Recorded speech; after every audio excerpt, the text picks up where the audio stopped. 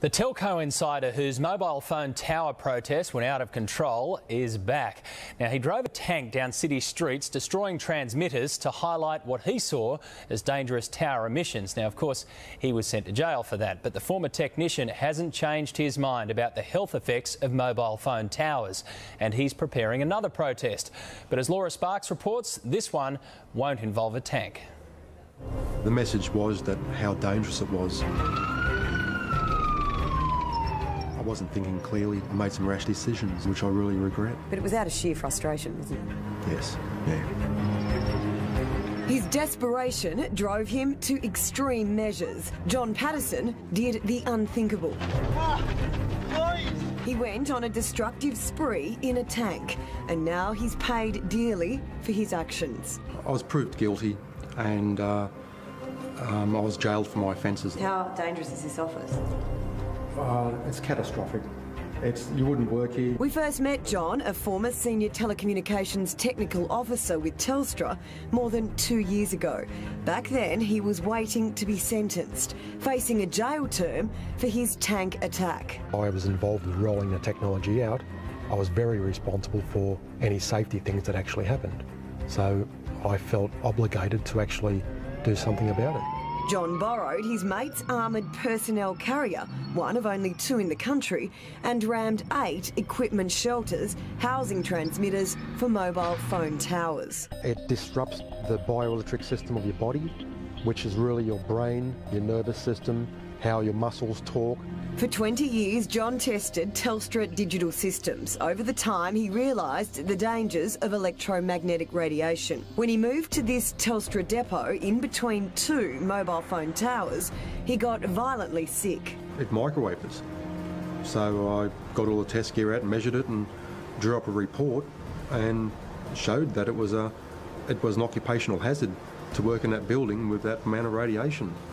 And I was immediately removed from service. After taking a voluntary redundancy, John went on to warn every responsible authority. Everyone said I was technically correct, but no one had the power to stand up on my side. People within the industry, they've just misinformed all of the relevant authorities. So if the industry knows mobile phones are so dangerous, don't they have a legal duty of care to tell us? Anyone that realises that it's bad is removed from the industry.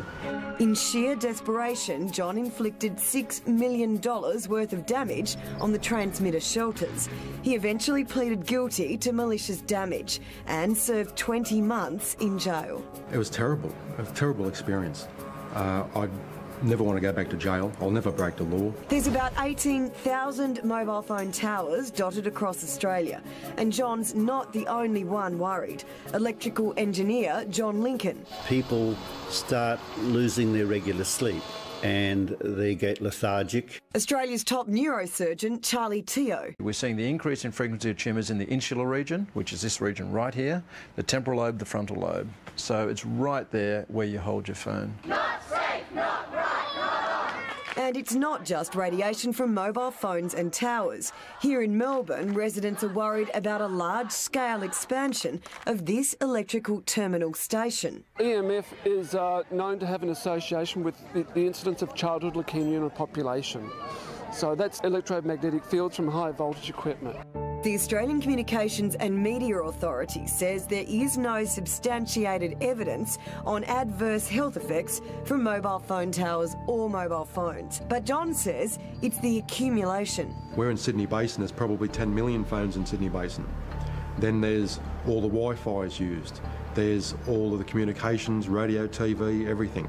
John's now setting up a business. He's got $500,000 worth of equipment, including this $80,000 spectrum analyzer, one of only a few in the country. So how much radiation is in here because of that tower? It's equivalent to thousands of mobile phones being inside the office here. All ringing at once? Yes. So if I was to work in here for 2 years with that mobile phone tower there and that radiation in here, how would it affect me? Worst case scenario, bowel cancer, liver cancer, lung, heart, brain problems. His aim to alert people on how to identify immediate effects of radiation, for example, sleeplessness, and then to teach those concerned about how to safeguard their homes and offices. What you shouldn't have plugged in during night time when you're sleeping, just general occupational health and safety. If you're not getting your sleep, I can show you how to get good night's sleep.